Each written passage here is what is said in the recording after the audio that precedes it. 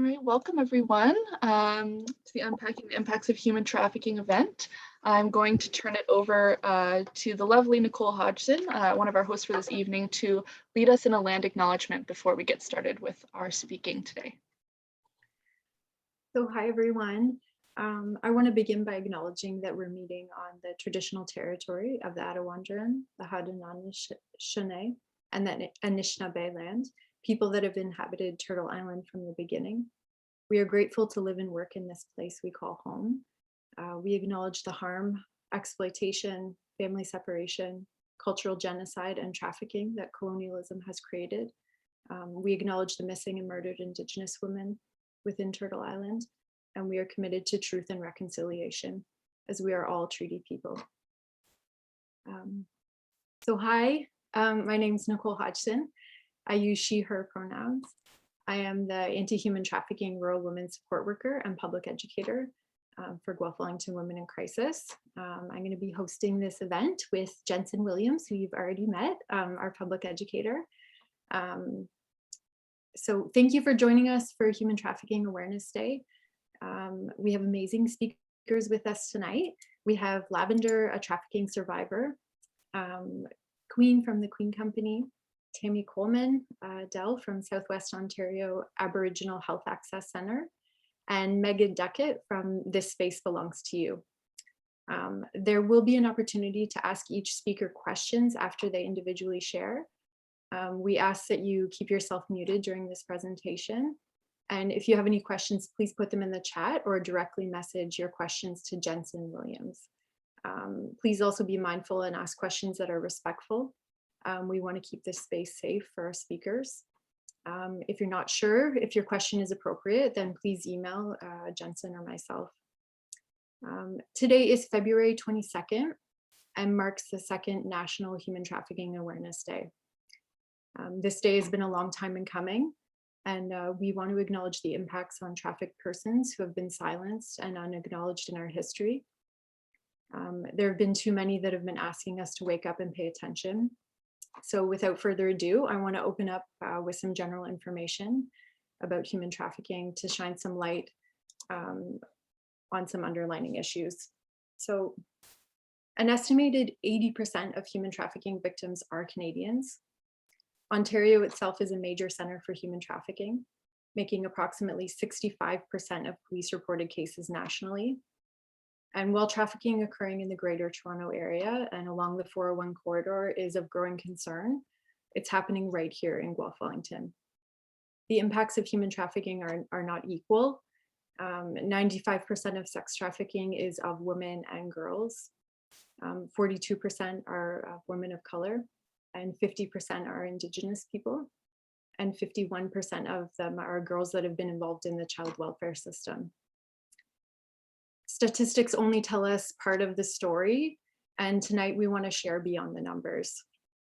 Tonight we're going to discuss the intersections within human trafficking, acknowledging the continued historical legacies and social structures that reinforce this form of violence. The purpose of today is to explore the intersections of sexual violence, exploitation, and embedded systemic racial and colonial violence and their interconnectedness.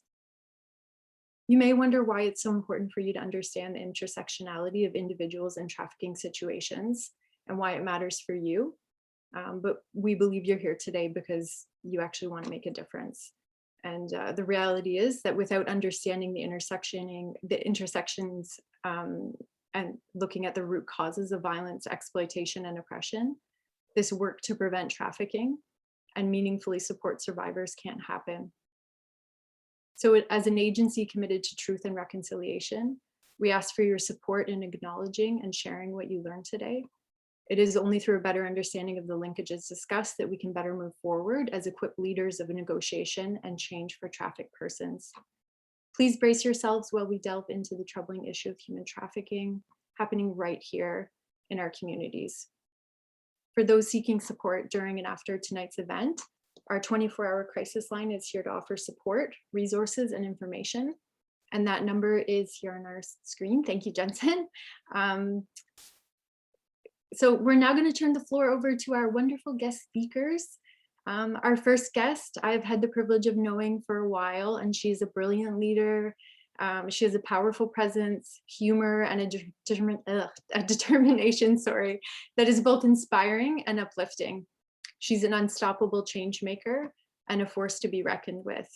So with great honor, I'd like to welcome sex trafficking survivor and advocate, Lavender. Thank you, Nicole. I just wanted to start off by saying thank you to both Nicole and Jensen for inviting me here today.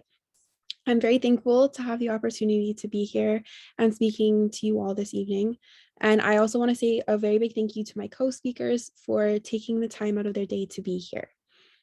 I understand that it seems weird to be thankful to be educated in this subject, in the way that I am. I am thankful, in all honesty, to be alive and well enough to speak about this today. Many people, women especially, who were trafficked, don't have the opportunity and the same outcome as me. They weren't fortunate enough to have the support that they needed to actually escape trafficking. My story, I will be honest, is a unique one.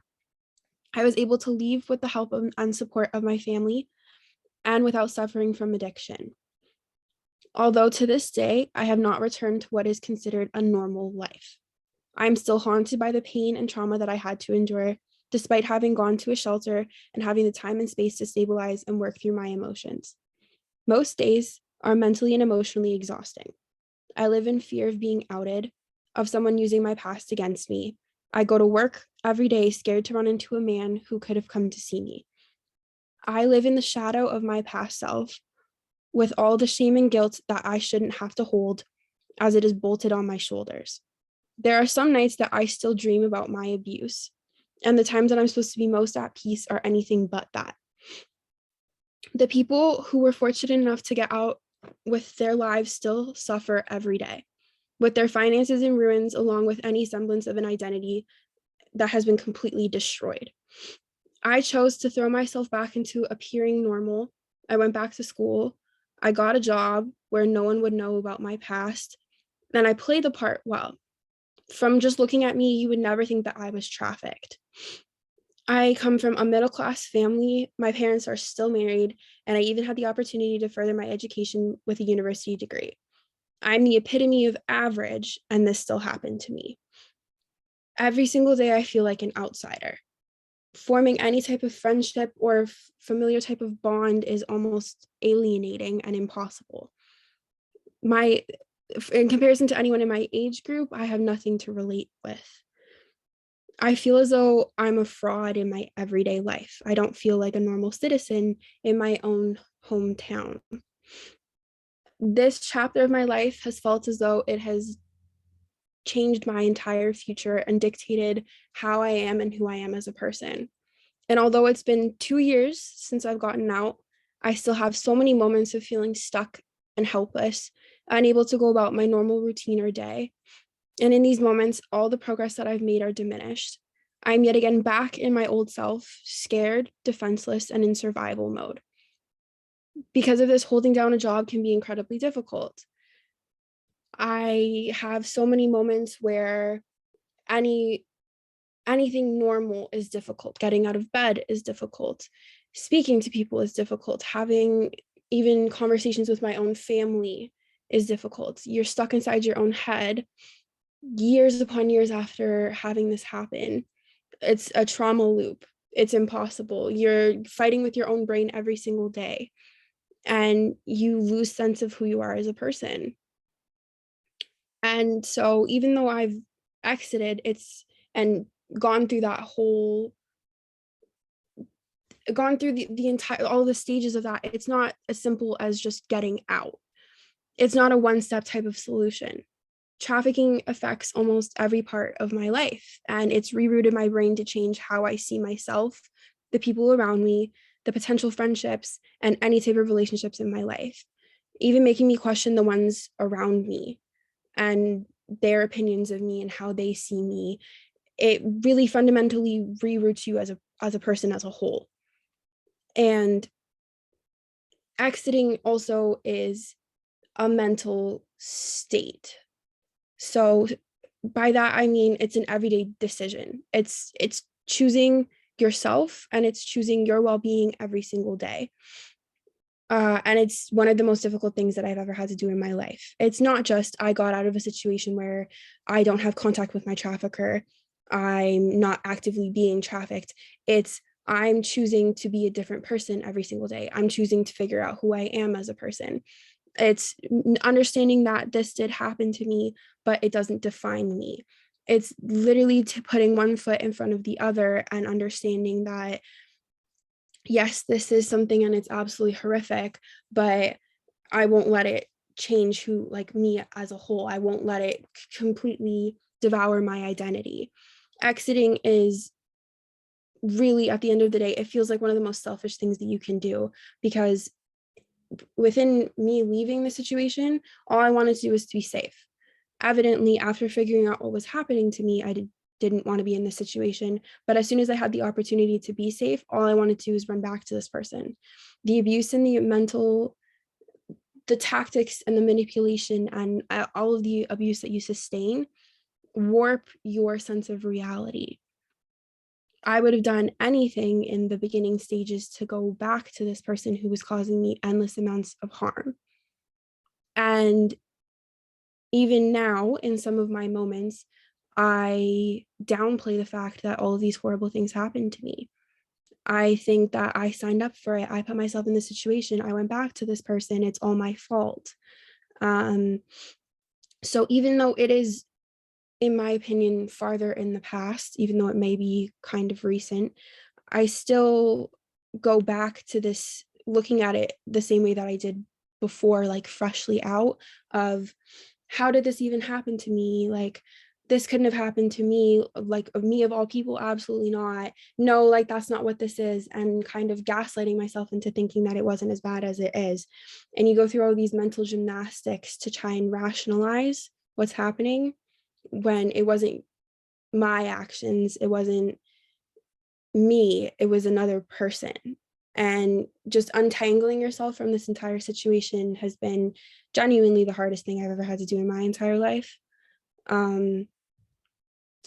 And it's the rebuilding and rebranding stage that I think that I'm in now, that I'm very, very proud of in myself, and of course anyone who's been in this situation, because obviously anyone has the opportunity in any type of life, to any stage of their life, to rebrand themselves. But when you have no idea who you are as a person, and when you're just figuring out why you have all these mental scars and why your mental state is in the way it is, figuring out who you are and how you want to go about things, it's even harder. It's literally one of the most difficult things that you could possibly do, because you don't have an identity. You've been stripped to the very bare bones of a person, because otherwise, how would you be manipulated in this sense? How would you be, you're not a malleable person if you have an identity. You're not a malleable person. You're not anyone that they can use in this situation if you haven't been broken down to that point. And so seeing how someone can take you to that point and then bouncing back, it fills me with hope, because I understand that if I can do it, so many other people can. And I do have this hope in people. And I understand that it is the most difficult thing you can do. But I also understand and recognize that I've had so many more privileges than a lot of the people within this type of abuse to have, because, as I said, I didn't have any type of addiction. So I'm not overcoming any type of substance abuse or going through withdrawals. I did have a support system. I recognize that I definitely, looking at it retrospectively, I had so much more. I had so many people in my corner, and I had so much more to build off of than so many people in my situation. And I recognize that I obviously don't speak for the whole community, especially as I can't see how things are for everyone. I can't see from that perspective, but I really do and hope, and my goal for anyone who has been trafficked and for those supporting the people and who are with us on our journeys, is to be able to have us be seen as people, not as the atrocities that have happened to us, to see past that, to see the person below all of that, to not use anyone for stories, faces, or agendas, and so that we can just be seen as us. Trafficking does not determine who you are as a whole. It does not determine your story, and it doesn't demean or diminish you as a person. We as survivors are more than our stories, and it's only ours to tell, and we don't owe anyone that part of us if they are not deserving.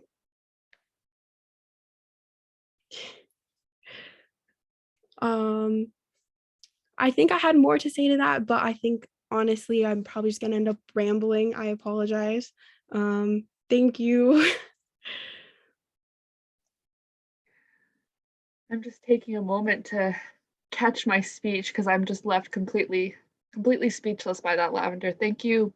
Thank you Thank you so much for your courage and your honesty. And despite the circumstances that have brought you to this event and have brought us together, I just want to say I'm so grateful that I've learned from you and that I've heard your story as much as you've wanted to share. I really appreciated how much you've turned advocacy into part of that healing journey. And, you know, when you spoke about being filled with hope, you know, I'm filled with hope to hear your story. I'm sure survivors who are listening to this, who can't imagine their story beyond where they're at right now, will be filled with hope. And I just want to extend my deepest appreciations to you, particularly on, you know, when we're speaking tonight about the impacts of trauma, talking about how people's identities aren't just their trauma. I think that's a really crucial piece to being survivor centric. And really just want to thank you sincerely from the bottom of our hearts, and sending you so much love for being here tonight and for sharing with us. Thank you so much for the opportunity. I really do appreciate it.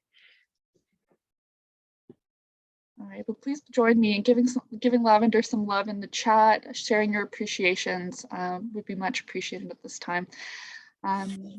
Without further ado, I'd like to introduce our next speaker, who's Kween. Kween is, I'll just put up their bio here, just give me a moment. Perfect. We're just moving some things around video-wise. Right, so I'd love to introduce you. It's my absolute pleasure to introduce our next speaker to you this evening. Kween is a Thadanadan, or also known as Guelph, born and raised. They're a University of Guelph alumni, a valedictorian from the Randolph Academy for Performing Arts. Kween is a Black settler living out her passions. She is a dancer, teacher, author, actor, choreographer, director, producer, advocate, curator, marketing and social media guru, TEDx international speaker, and co-contributing author of 100 Women of Inspiration and The Stage Light Flickers. Kween is the CEO and owner of the Kween Company and co-owns the Heals Academy. Kween is the leader of the Solidarity March in support of BLM in 2020, and the executive director and social justice initiatives coordinator for the Guelph Black Heritage Society. Kween is also host and community producer on Rogers Channel 20 with Diverse and Converse, a BIPOC panel discussion. Kween held the residency with Guelph Dance in 2020 and 2021, and currently holds the Women of the Year 2020 title, a nominee for the RBDC Women of Influence in 2021 and Women of Inspiration 2021 finalist. Please join me in welcoming the wonderful Kween. Hello, thank you so much, Jensen, for that wonderful introduction. I feel like I have to take a moment and hold space for all of us for what was just shared and so impactful. And thank you, Lavender, for that just beautiful, genuine, emotionally filled. There's just so many things I'm feeling right now. So I hope everyone along with me can just take a moment to pause, take a nice big deep breath in, exhale that out, and just take a moment for yourself to walk in those shoes, and a moment for yourself to take in everything that you just heard before I begin to speak, because I really think that this really has that moment to unpack, and it takes that moment of breath. So thank you, Lavender, for that today. I just want to start off as well by just addressing that Indigenous and Black communities have shared a past of injustice and they deserve a shared future of justice. This history of colonization is a story of controlled land, perceived resources, and the genocide to Indigenous peoples across this country. And today I also acknowledge the power, joy, and strength and resilience of my brothers, sisters, and queer Indigenous community, and honor their spirit today, and honor the stories that we're sharing, and honor the stories that we have not heard of. Sexual violence experienced by Black and Indigenous women and women of color takes place because of racism, sexism, and an ongoing system of colonization. It's on how we address human trafficking and how we look at the intersections of racialized, gendered, and colonial oppression within this society here on Turtle Island. Black and Indigenous women and women of color are particularly targeted for sexual exploitation and human trafficking. And so often awareness initiatives ignore the racial and colonial dimensions of human trafficking. Police and government reports and fact sheets have readily highlighted the risk factors that leave our young women and queer community and trans community vulnerable to the exploitation, the strategies that traffickers use to prey upon these communities. And I recognize that these conversations may be very uncomfortable again today. And then of course, they themselves that put themselves at risk. And I think it's really important for us to recognize that these conversations have been such an ongoing conversation. And thank you to folks like Jensen and Nicole and the work that they do, because these conversations and these highlights and these reports have been out there for many years. The legacy of exploitation and white supremacy faced upon Black, Asian, and Indigenous peoples is thoroughly documented. It's thoroughly talked about. So often we talk about the transatlantic enslaved trade, indentured servitude, forced family separation, and various genocidal policies against Indigenous peoples that have happened right here. And we've talked about them for years. In fact, we've taught them in schools to our kids. And yet with all those various policies, they have not yet shaped the way that Canada or Turtle Island needs to be. And what I find that often goes unrecognized is the historical significance of Indigenous enslavement and sexual violence that has happened. And as a Black settler, I have to take opportunity in recognizing that colonial project that had happened. And so often there's common factors that we talk about that contribute to a person's involvement or exploitation into human trafficking. Lavender, thank you again for just sharing that impact, that it's not always what we just see of just that. Sometimes it is that normal home. Sometimes folks are facing poverty, homelessness, or precarious housing. The legacy of residential schools that really turned into the 60s swoop, that turned into what we see now as, children's aid, and how colonial and racism plays a huge role on Indigenous and Black children. The lack of stability that is being placed in those multiple care homes that we then talk about stemming from this, and our children's hate homes, and what that looks like being left in a foster care system.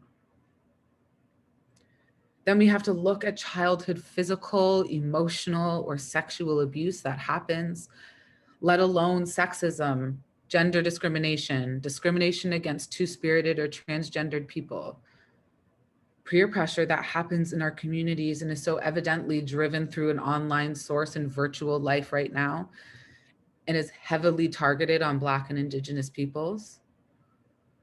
And then we can also lead down to generational sexual exploitation. So the conversation of a parent or family member who is also exploited, and how that leads to the effects of low self-esteem. And thank you again, Lavender, just for prefacing that, because it's just so relatable. And I'll talk a little bit more about that here after. And it's interesting to me because in 2018, a report by the Interrupted Childhoods on over-representation of Indigenous and Black children in Ontario child welfare, and this was by the Ontario Human Rights Commission, and they observed the disproportionately high incidences of Indigenous and Black children into many care of the CSAs, which is our children's aid societies across our provinces. The proportion of Indigenous children admitted into care was 2.6 times higher than the proportion of the child population. The proportion of Black children admitted into care was 2.2 times higher than the proportion in the child population. And why I talk about these things is how that impacts directly into the life that I lived and how I share some of my experiences. I too grew up in a very privileged home in many senses. I was adopted 12 days old. I never had to deal with the foster care system, directly into a home where I had a very loving mother, but I lived directly with my oppressor as my father, who didn't see me as worthy because of the color of my skin. And that reflected heavily into the way that I was raised and heavily into the way that I saw life as well. And for so long, to me, that meant that I was striving and looking for attention from men and for that love that I wasn't getting from my own father at home. And for this kind of disconnect that I had to go through and this kind of rejection that I had to go through as being an adopted child and learning about this kind of conversation of not being wanted by your family. And I've dealt with those things for sure. But it wasn't always easy. And this led to a lot of experiences in my life that led to sexual assaults on 2 different occasions. One that I've openly talked about recently on our social media. And it's weird because I reflect back onto that experience of trying to share this moment on social media. And it might seem like a weird way, but sometimes we have our own personal ways of sharing our stories. And later on in time, my mom came up to me and was just in tears on why I haven't sat down and talked with her about this. And for so long, I was protecting white fragility, but also I love my mother to death. I love my mother. And there was nothing more I wanted to do than protect her and not hurt her from the situations that were also happening to me, which then harmed me because I didn't have a place that I felt safe in. And the sexual assault happened directly in the own home that I live in and breathe in and felt safe in, with someone that I felt was a family member to me. I would have never thought that this would have happened. I was left feeling hopeless. I was left feeling unworthy. And when I went to the police, which I now learn is not necessarily the correct route for me, but when I went to the police, the immediate reaction was not supportive. I didn't get any support or resources or directions. I just got looked at like I was just another Black girl, or at least that's what it felt like the direction was. And during that time, I really felt hard to see myself reflected in any stories and anywhere in my schools or anywhere in the hospitals when I went. I mean, we could have a whole other conversation on medical racism and the situations that Indigenous and Black people face when they hit the medical atmosphere and what that felt like trying to get help for an assault and what it felt like getting judged and what it felt like getting assaulted yet again by people's judgments and by their impact. And for so long, I thought my stories weren't stories. I thought they were just part of my regular day-to-day because the media reflected exactly what I was going through. And I thought that was just what the normal was for me. It wasn't easy growing up in my home. I constantly have battles with my family and still to this day on, violence and oppression and harm that happens in our community on a regular basis. And for me, that left me in a position that I had to not be in my home and I had to find somewhere else to live. And I know many people on this call may know the Parkview motels, and that changed me. And why that changed me isn't necessarily because I was impacted, same as Lavender spoke about, by any drug crisis, but I was surrounded by it day to day. But I was also surrounded by this community that was supporting me in a time that I didn't feel any love from anywhere else. I was also supported by a community that was lost and looking for answers. I was also supported by a community that felt those constant judgments. And I knew that I had to get out of that to then make a difference and provide more opportunities for others. Whether that was my Black community, my queer community, the trans community, and it seems like there is not enough time in the day to help every community that I want. And that harm that happened to me led directly into my life for such a long time. And there's still days that I still have to unpack that violence and oppression that happened to me on a consistent basis. And it's not just from the sexual violence, and it's not just from the sexual assaults, and it's not just from all the different forms of abuse that I faced from people that were supposed to protect and serve me in positions of power. But it was also that kind of conversation of walking outside of my door and not knowing if I'll walk back in it. And every day that was a reality for me because I was seeing friends that I was losing. And while talking about my story seems so easy, talking about my friends' stories or those I've lost who've not been able to speak their stories and their truth, that have lost the opportunity to even see 30, whether that's been taken to violence, whether that's been taken to policing, whether it's been taken to human trafficking. So constantly I've had to watch harm happen to my community, and there's not enough resources available for most. Just recently, I was, before I wrap up here, I was just recently DM'd from a community member that really needs help, that is facing a disabled crisis, that's been kicked out of their home because their landlord wants to, sell their house in this crazy housing market that is happening. And contacting the social worker, they said, maybe you should go back to Toronto where you were 5 years ago. The food bank had no more resources left. The Seed had a constant, while they do amazing work, there's still a wait list. And there's just all these people. We've heard at the United Way, it's 1 in 4 that are impacted between choosing between rent and food. And I've been there, and I'm telling you, when you get there, it doesn't matter what you need to choose because both are a priority for people's lives. And so I really encourage us to start having more conversations, less about equity, diversity, and inclusion, but more about violence, oppression, and harm, because that's how we start unpacking the actual colonial violence that is happening to our communities, Black, Indigenous, Asian, Latinx, queer, trans, and even our white community. This faces, as we've heard, the statistics from Nicole, and thank you for opening with that. The statistics are frightening. And if those statistics don't frighten you, you need to hear them again, take that moment, breathe them in, because they are frightening. And I've seen it happen in my life, and there's not very many ways that I can continue protecting because it still happens. So it takes all of us doing this unpacking work and these conversations, and then reflecting on the fact that these resources have really been out there since the 2000s. And while they've been updated to have better language, they are out there. So thank you so much to Jensen and Nicole for having me today. And thank you to Lavender, and thank you to Tamie and Meaghan, who will be speaking as well, for just opening up this conversation and unpacking some of these impacts. And I appreciate all of the audience for coming out today as well.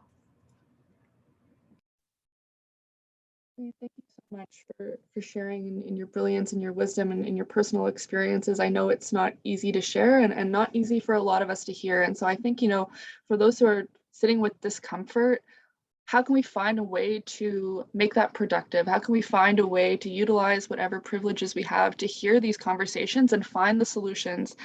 Because just like you said, Kween, Black, Indigenous, racialized folks have been bringing forward the solutions for a long time, and we need to listen to that and accept that. And I think that's part of why we wanted to share, these impacts with you this evening, is because there's so many differential impacts. There's individual, systemic, and we can't address human trafficking as a whole without looking at those root causes. Because just as Kween was saying, when folks are maybe thinking about exiting or leaving or in a situation of crisis, you're thinking about, well, where am I going to get housing or food or supports? And the barriers that exist in terms of accessing supports for different individuals and marginalized communities are much higher. So we need to really also challenge that, well, why can't they just leave the situation type of narrative?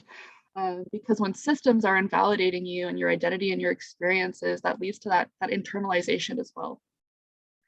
And loved too, Kween, how you talked about, that importance of community support, and that it's not just service providers necessarily who can give that support to folks. It's all of you who are on this call today who are able to support someone being a genuine and good person. So just wanted to thank you a lot, Kween, for sharing that with all of us. Oh, thank you so much for having me. It's kind of, people say one person can't make a difference, but you truly can, whether that's just donating or setting up a drive or doing whatever is within your capacity and ability. I think, activism and advocating work can look different on so many levels. So thank you for that. And thank you for having me. Getting lots of love in the chat here, Kween. I'm not sure if anyone has any questions for Kween before we move on to our next speaker. Kween, if you're open to taking any questions folks might have. I'll give folks a couple seconds here if there's any questions you'd like to ask.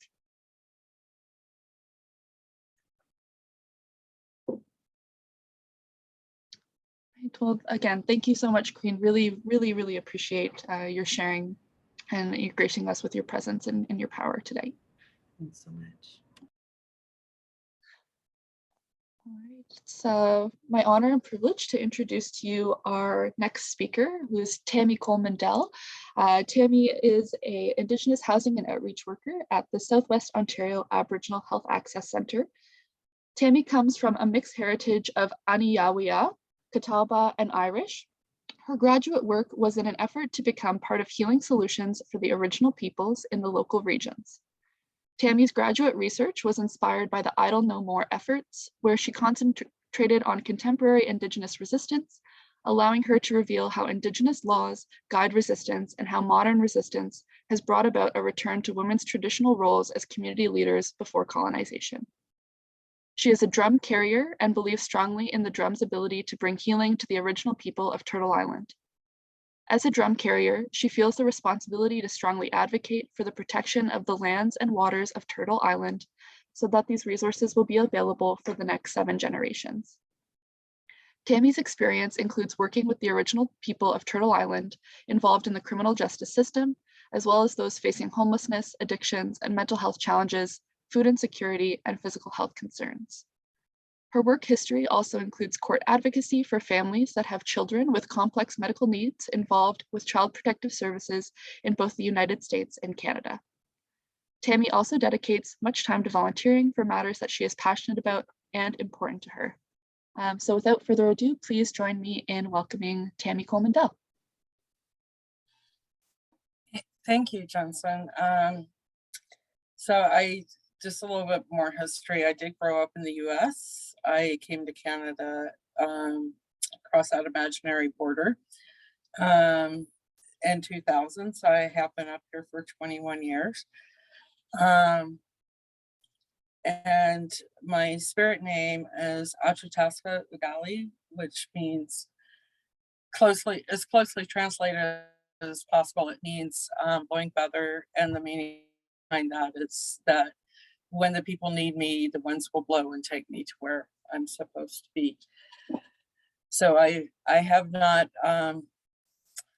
lived. This is probably the longest I've lived somewhere since I've been an adult. So I've had the opportunity to get roots and get community again, which I'm very grateful for. But there was a lot of abuse on that journey. And, we have that abuse from colonization, from these ideas of white male privilege. And I recognize that because of my skin tone, I do have privileges that a lot of Indigenous people don't have, but I also have a lot of limitations because of it as well. But I want to just kind of go over a brief history of how colonization has set Indigenous women and girls and even young boys up for being trafficked. Through the impacts of the reserve system and the residential schools, and there's been a mistrust that was created with Indigenous people because it was the RCMP that were sent to go and get the children. They were the ones that regulated people being able to leave to work or go see other family members, so they got separated. through the reserve system. So part of the time that I have been in Canada, I was up in the far north in Saskatchewan, and I was working, it was right after I finished my graduate program, and I wanted to do government work so that I could help people traverse the system, because there are loopholes. It's just that you have to have somebody tell you how to get past these barriers that get put up. Because I wasn't homeless, but I was very close to it, leaving an abusive relationship. And if it wasn't for a amazing OW worker that believed in me from the very get-go, and I would not have gotten back into school. I would not have gotten away from the abuse. I would not have survived the 7 years it took to get a divorce, constantly being stalked, and the police doing nothing. So I definitely get why many people do not trust the police. Some of the things that were said to me during that time were just unconscionable.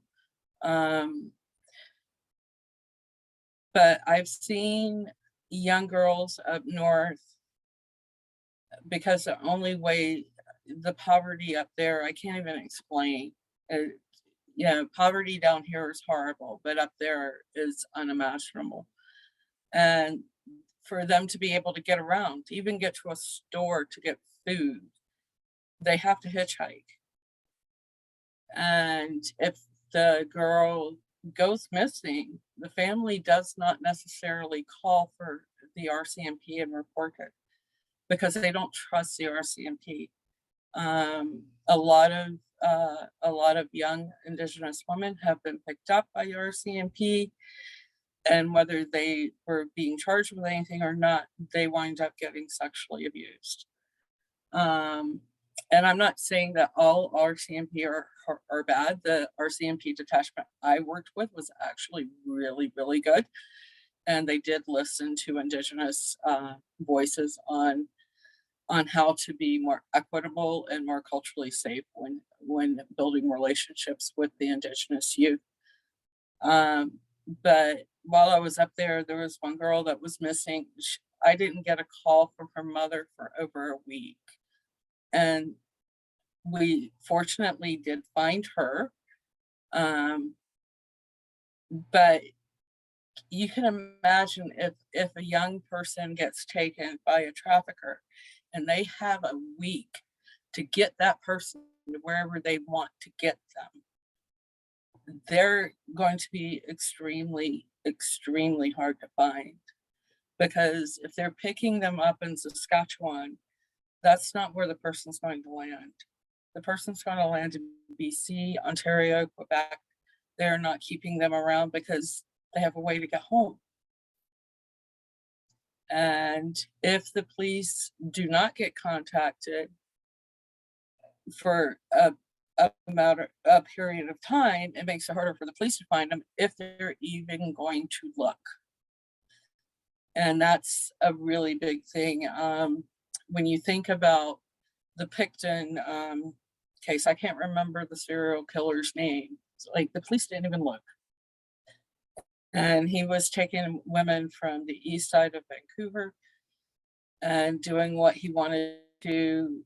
And he was so prolific because of this, because he was the people that were supporting the people in the east side of Vancouver were telling them about this guy, and they never checked.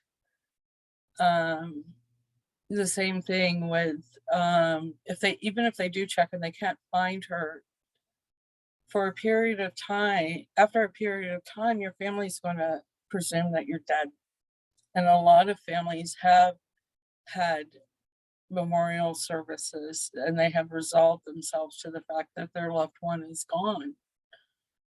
But one of the things for anybody working with someone that's being trafficked or that is Indigenous is find out their band and let their band know that they're alive.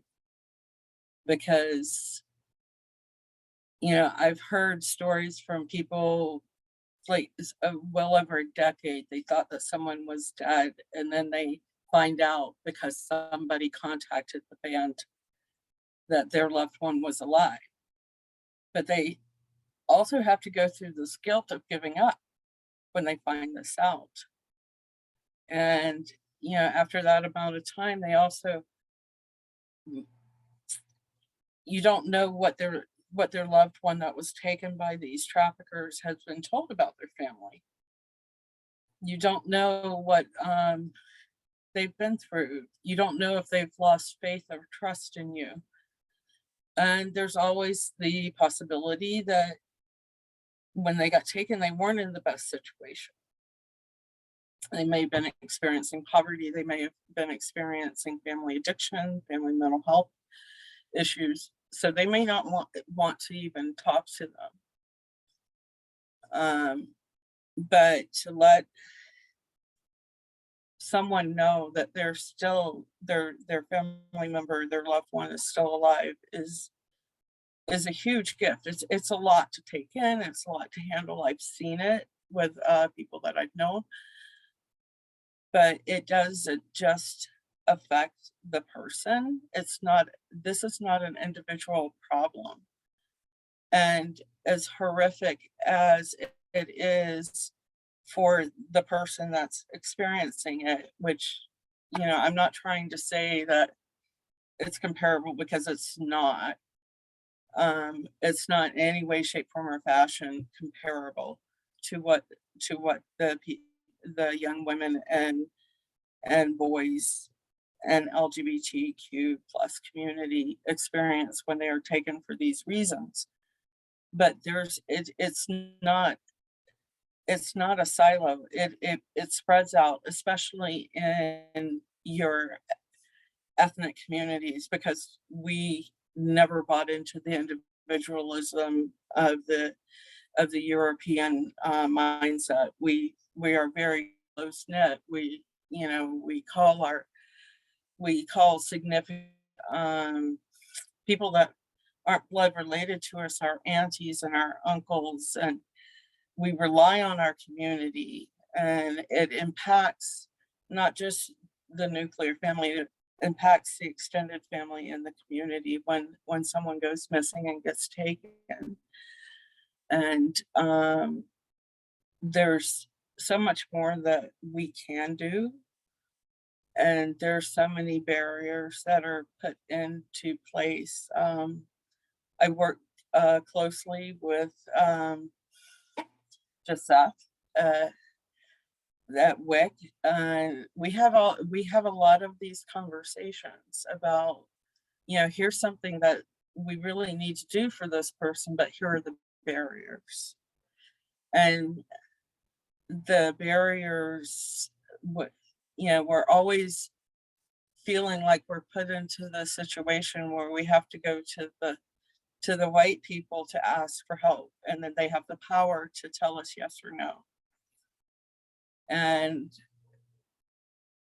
it's kind of creates distrust, you know, not only for the clients, it's creates distrust on our part too, because if you don't fit into, a lot of times if you don't fit into a certain mold, you don't get the help that you need.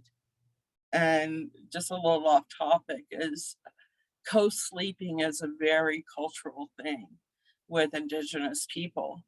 And because in the past I've worked with people involved with CAS, that created an abuse report for somebody that I worked with because they were co-sleeping with the baby. And there are so many cultures that do this, and the whole family sleeps together. And I just can't imagine how many children really need the help of CAS, but because this was an ethnic person and they're marginalized, and they don't have their voice doesn't carry the weight that the CAS worker's voice carries, or the person that made the report carries, that they get silenced and they get scrutinized every step of the way. And if you don't know how to conceptualize something like this, one of the biggest identities of a mother is her role as a mother. And if people are scrutinizing her for something that is normal culturally, that affects everything and their life, that affects their identity, that affects their ability to advocate for their child. And it also sets up this situation that runs into the child experiencing physical, emotional, sexual abuse, and even trafficking. And it really impacted me listening to Lavender's story, because I don't know that I would have the courage to tell my story of abuse and what I went through and how I was treated by the police. And so to be able to say that publicly, I am humbled by Lavender, but also with what Kween was saying is the answers to the way back and the way to heal for those that are being trafficked, are being marginalized, and just any aspect of life. The answers are with them. And that's the one thing that I think so many people get so involved in. Oh, here's a checklist, and this is what you have to do, A, B, C, D, and E. And then you get housed, and then you get away from the situation, and then you do this, and then you do that. But if the person's stuck on they need this one thing first, you're never going to get that checklist done. So you really need to listen, because one of the big things with Indigenous and Black and other BIPOC people that are being overly sexualized, brought into human trafficking, even, brought into the criminal justice system, because the police are focused on people who are not white people, when statistics say the opposite.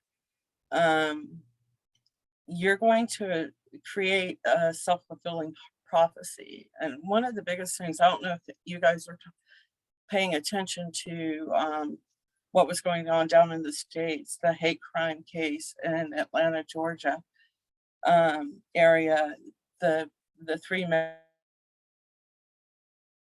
the young Black men, Aubrey, were convicted of a national charge, federal charge of hate crime, which is very precedent setting. And it's very precedent setting because I lived in Atlanta, Georgia for about a decade.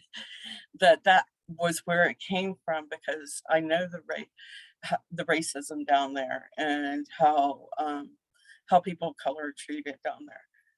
But I feel like I'm kind of going everywhere on each, but I'm trying to bring it all in together as how it interplays with each other. So if you're looking at the solutions, you need to look to the people to give you the answers. You need to talk to Lavender. You need to talk to the people that are still experiencing it, because you can't go in with a checklist. You can't do it. I would never go in and talk to a Black victim of human trafficking without listening to what they need, because I don't have that experience. Because even though I have Black ancestry, it's so far removed that I didn't get brought up in that culture, that I can't understand it from that perspective. I can understand it from an Indigenous perspective. I can understand it from a white perspective. I cannot understand it from an Asian perspective. I can't understand it from a two-spirit perspective. And I think that's the biggest thing, is you can't look at human trafficking as an individual problem. It's not. It's a family problem. It's a community problem, and it is a societal problem. And the answers are not going to be the same for everybody.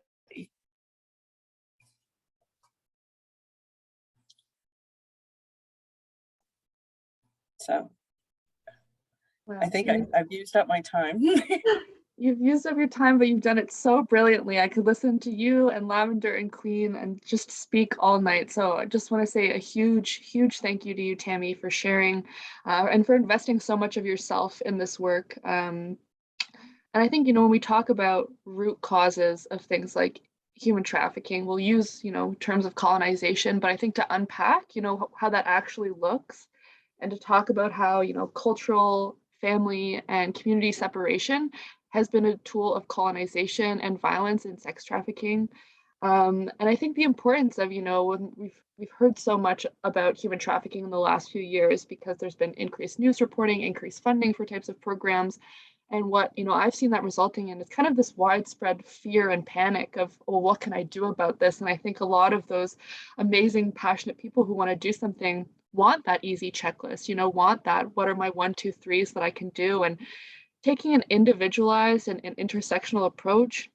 And also, all of the speakers tonight have talked about the amazing people in their lives that have been part of their journey wherever they're at. And for those of you who are listening, you can be that person, whether you work at an agency who does this work or not, because like Tamie said, it's a community problem, but there's also those community solutions. So really encourage folks to check out the Southwest Ontario Aboriginal Health Access Centre to learn more about the work that Tamie and her amazing colleagues are doing. I'm just checking the chat to see if anyone has any questions for Tamie.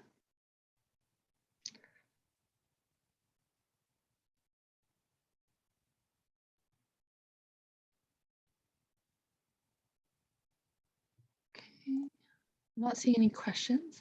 Tamie, just want to thank you again so much for sharing and being with us tonight. Thank you for having me. So we have one more amazing speaker to hear from this evening before we conclude. Meaghan Duckett is joining us not live. We have a pre-recorded video to share from Meaghan, but to give you a little bit more information about the amazing work and individual that Meaghan is. Meaghan Duckett is a queer biracial social worker. Their social location intersects at the highest point with her queerness and Blackness, and she hopes to give rise to perspectives of activism and equity for all people. Meaghan has spent the last 9 years supporting people who exist on this wonderful and chaotic planet, making note of their complex identities.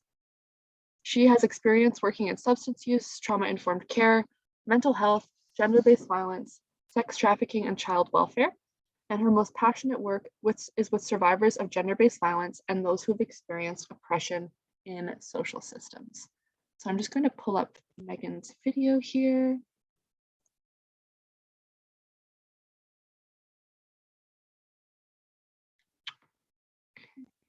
If anyone is having any trouble hearing the video or anything at all, please let me know. Hi, everybody. My name is Meaghan Duckett. My pronouns are she, her. I am a social worker by trade. Again, working in social services. I want to kind of recognize that I am a settler here. I do recognize the Silk-Okanagan Nation that I do live, work, and play on. I recently lived in Ontario, and now again, I'm in Kelowna, BC, which is very important. I do have a little bit of kind of I work frontline social work quite often, Monday to Friday, and then I do kind of do a little bit of counseling on the side, and I've created hopefully a space for equitable care, equitable services, because I feel like that is a gap in social services that we don't often see. So I'm hoping to create that for queer BIPOC individuals. And for the purpose of this conversation, I'm speaking about kind of sex trafficking survivors and disordered eating, which is a big correlation that we see often.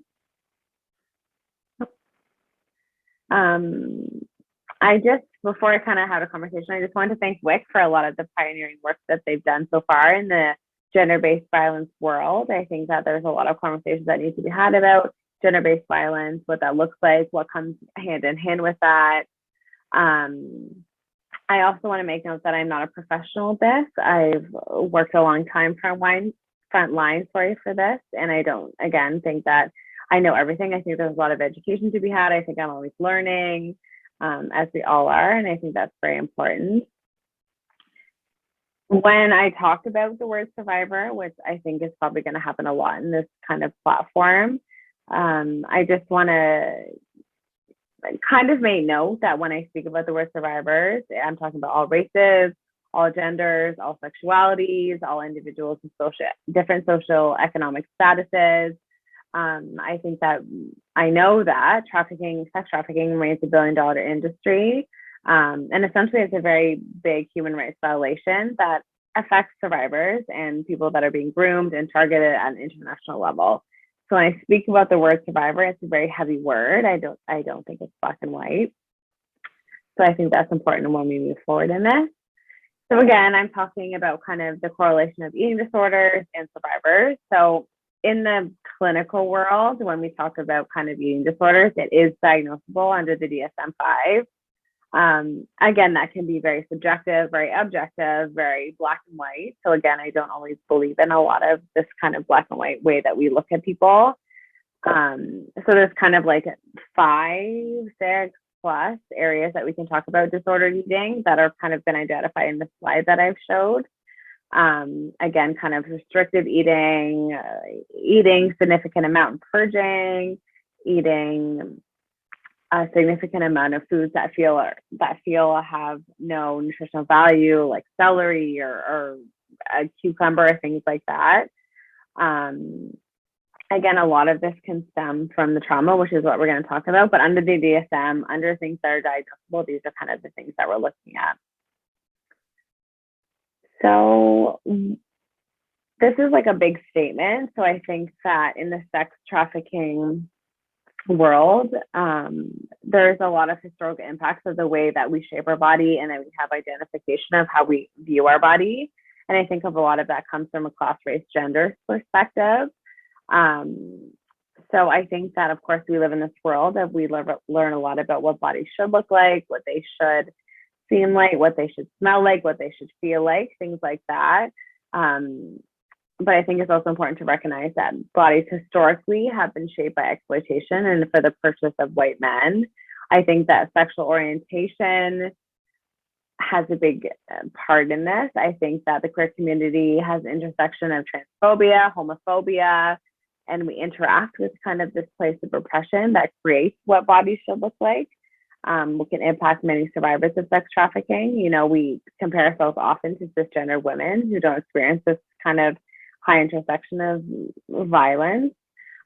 I think another thing that intersects what impacts our body image is race, of course. I think historically and currently, people of color, their bodies have been defined in a way that isn't always appropriate. So for example, I think that historically Black women's bodies, Indigenous women's bodies, people of color's bodies have been kind of described based on the perception of a white man.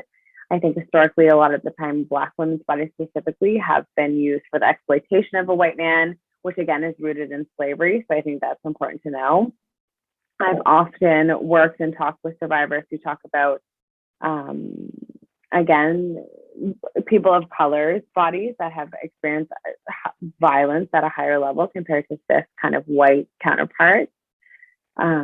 Black women's bodies historically have been used for experimentation, reproduction, again, for the purchase of white men. So I think that's important to recognize when we view survivors as having these experiences. I think it's important to recognize the experiences of people of color compared to white individuals. And I think without doing that, we'd be probably doing a lot of harm. I think a lot of terms in terms of thinking about something like race, Black women, people of colors, bodies have sometimes been seen as unrapeable. They've sometimes been seen as like these super bodies. So I've heard a lot of things for survivors as their bodies don't experience pain, which is a common thing among people of color, again, which is rooted in slavery. So I think that's really important for us to kind of understand that when we're meeting with survivors, we have to recognize that these people of color, survivors, marginalized communities, don't often have the same experience as a kind of a white cisgendered experience. Moving on, this is kind of what we see. I think that as frontline workers, as support workers, as advocates, as allies, we see the significant impact on survivors in relation to disordered eating.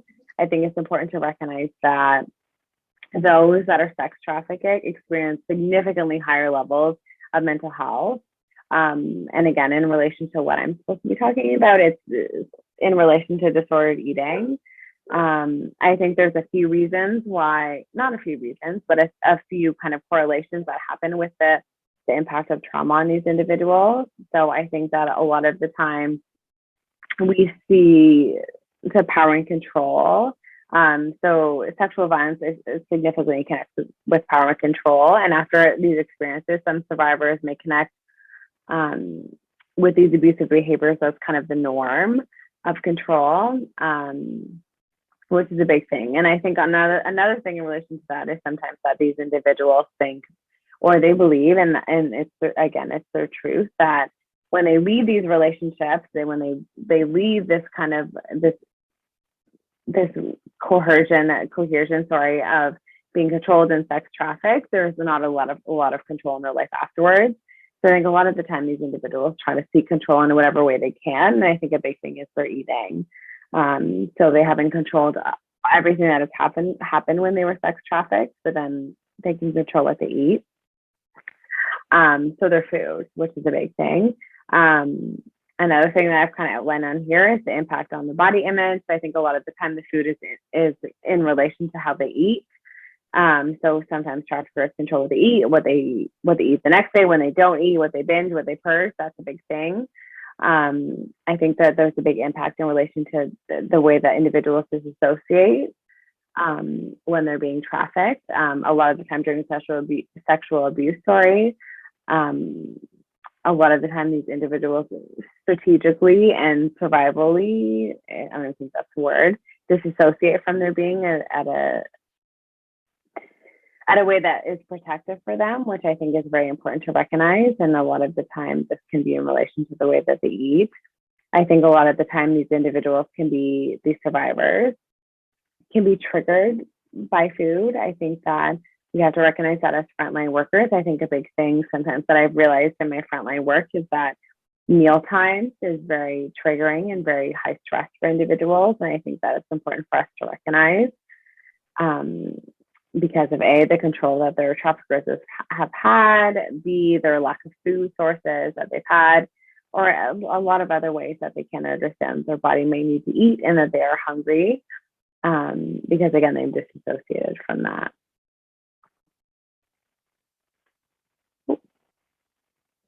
I think, again, that it's very important for us to recognize that the length of time that sex trafficking survivors have before they can feel grounded and they can feel like they are readjusted to kind of what we deem as the normal life of society can be long. I think that it's important to recognize that these PTSD symptoms in relation to eating disorders, again, a PTSD symptom being an eating disorder, can kind of be prolonged. So I think as frontline workers need to recognize that. So us sitting at a table at a mealtime, recognizing that all these individuals potentially may be triggered, for us telling these people, just eat something, just eat it, it's not that hard, you must be hungry, is harmful because we are not recognizing the trauma that they have experienced with that.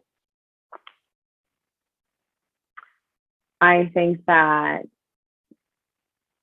again, kind of what we talked about, without recognizing the intersection of the survivor's trauma in relation to eating disorders, we're probably doing a lot of harm.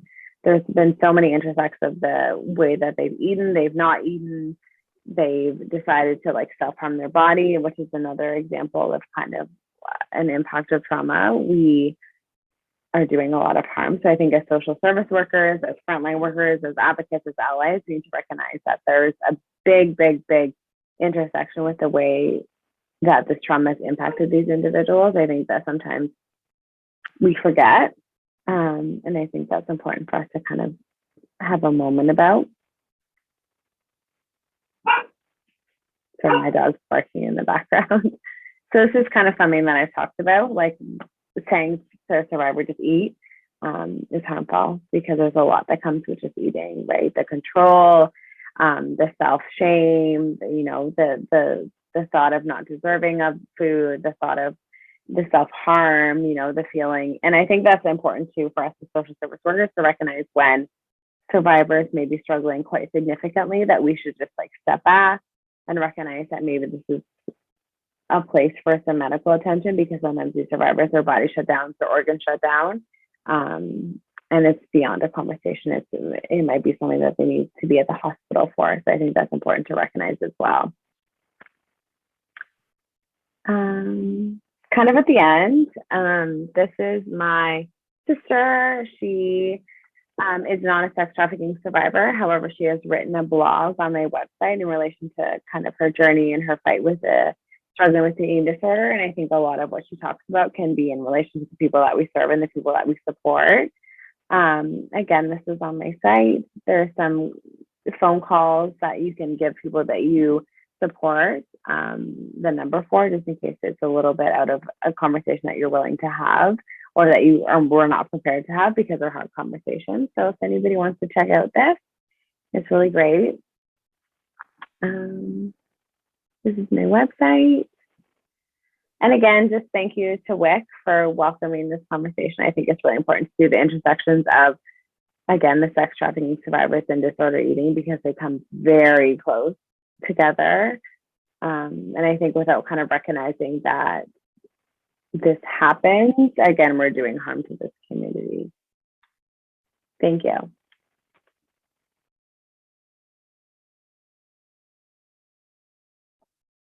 Amazing. Thank you so much, Meaghan, for joining us and for sharing space, and really humbled to see to share space with so many wonderful individuals and with all of you who have joined us this evening. Huge appreciations there. And for those who missed Meaghan's website, it's This Space Belongs to You. That's the website where you can find them if you have any additional questions that you would like to reach out to Meaghan about, want to explore the resources that she's able to offer, and just wanted to, with some closing thoughts, while tonight we've explored the many different impacts, there are impacts that we're not going to be able to speak to this evening because everyone's experiences are so unique and different.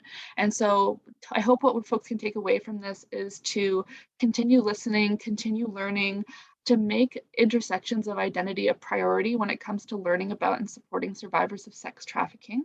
And in your support for survivors, know that Guelph-Wellington Women in Crisis's anti-human trafficking program is available to provide support. We provide counseling, advocacy, harm reduction supports, risk assessment and safety planning, shelter and housing supports, legal supports, and more. Whether it's someone who is at risk, presenting warning signs, you're a concerned parent or service provider and you're looking for support and options, whether it's you're experiencing sex trafficking or know someone who is, it's about figuring out what that journey is and how we can help support them in that journey and whatever works for them. So ways to get connected with that program are through our 24-hour crisis line, which is on the screen here and on our website. For general information, inquiries, questions, and referrals, you can call our main office line, which the number is also on the screen and on our website as well. And that website is gwwomenincrisis.org for those who are seeking more information about the anti-human trafficking program and how to connect. We're all here today on Human Trafficking Awareness Day because we really, all of us believe in the power that education and learning has when it comes to violence prevention and supporting survivors. And that's a key thing that we do at Guelph-Wellington Women in Crisis. Nicole and myself are currently doing work around anti-human trafficking public education. So if you are affiliated with any organizations, clubs, groups that you are seeking professional development learning for, you want you and your colleagues to learn more about human trafficking, or you want to engage in some of that violence prevention work, such as educating youth around things like consent and healthy relationships and online safety, those are all supports that we can help at Guelph-Wellington Women in Crisis. And I will turn it over to Nicole for some closing thoughts. And before you go, please hang on, as I'll be sharing a feedback form in the chat that would really help us out in terms of seeing how you like the event tonight and how we can improve our public education in the future. So I will turn it over to Nicole.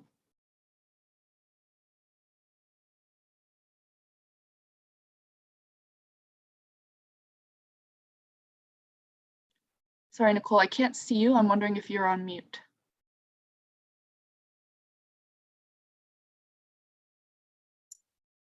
Yes, I'm on mute. Sorry about that.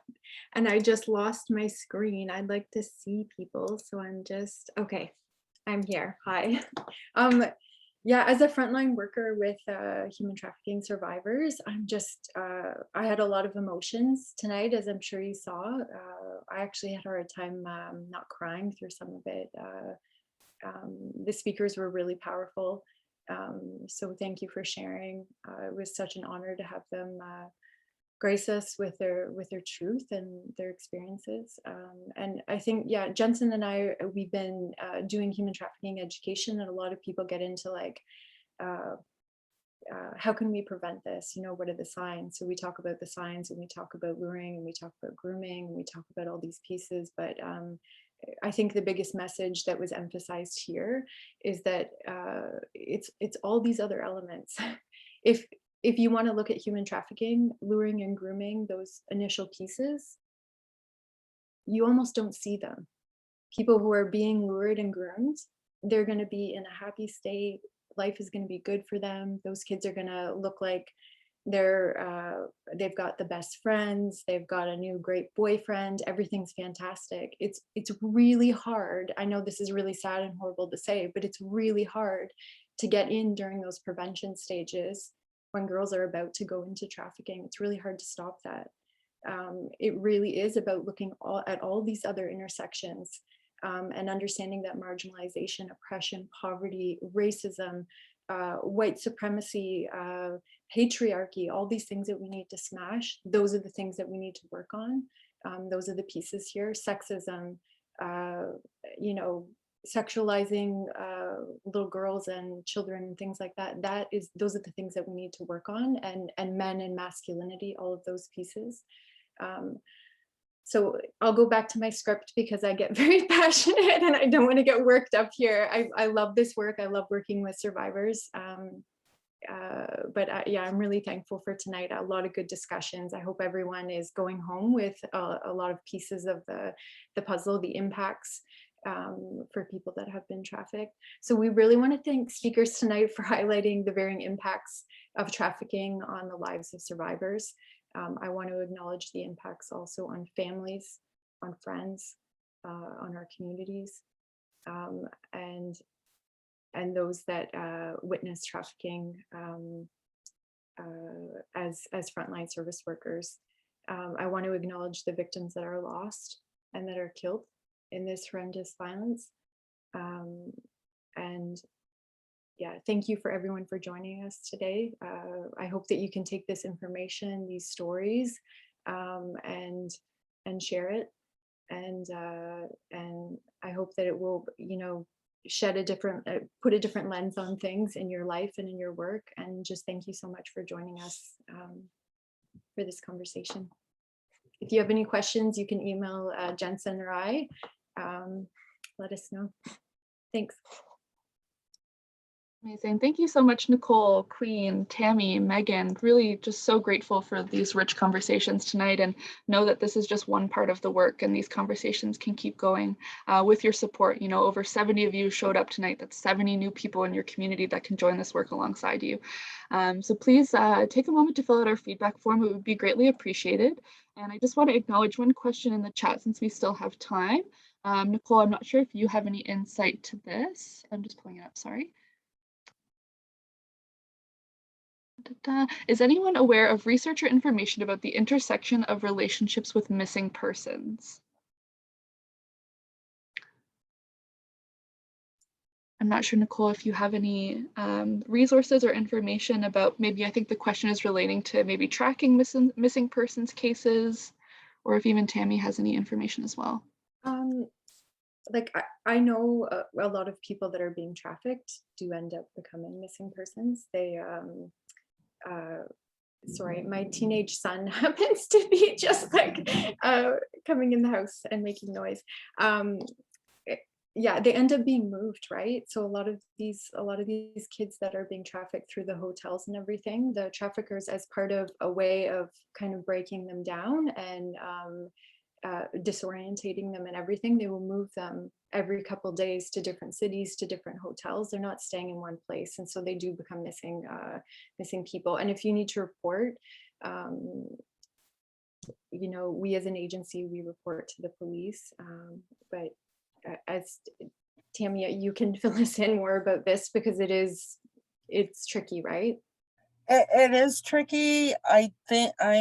I remember when I was in school reading some academic stuff about it, but I would imagine that those working with missing and murdered Indigenous women and girls would probably have something that's more like an easier read, that would provide the same information that an academic does, because I know that from personal experience, academics have this tendency to write so in such a convoluted way, it's hard to really get what they're saying. Yeah, and I mean, for marginalized people who are isolated from families and stuff, a lot of the kids a lot of the youth that I've worked with, they're, you know, they can be orphaned in CAS, totally disconnected from family. So there's nobody that's like, they may run away from multiple foster care homes or anything, but there's nobody that's like checking on them. So if you understand that world for that person, right, there may be no missing persons report. So I like a lot of that information is going to be kind of skewed, right? Yeah. Yeah, because one of the things with somebody I worked with, after she was taken to London for 4 days, those of us that were working with her decided if we didn't see her for 24 hours, like we'd all check in with each other, and then there'd be a call to the police. Just, you know, she had some special circumstances, but I don't think that's a bad idea for anybody working with someone that they know is actively being trafficked. Mm-hmm. Yeah, thank you both Nicole and Tamie for your insights on that question, and thank you for the question and the comments as well. I'm not sure if anyone else has any additional questions or lingering thoughts that they wanted to share before we leave this evening. We'll hang on for a couple minutes here, but just want to say have an amazing night for those who might be jumping off now, and thank you once again for joining us this evening. Thank you to our incredible speakers. This recording will be available probably sometime this week on our website and social media pages at Guelph-Wellington Women in Crisis. So I'm not seeing any more questions in the chat for this evening, so I think we can end it here. Thank you so much. Enjoy the rest of your evening. Take these lessons with you, continue your learning, your activism, your curiosity, your support. Thank you all so much for joining us, and thank you to our speakers and to Nicole for helping make this possible. Thank you so much, guys. Thank you so much.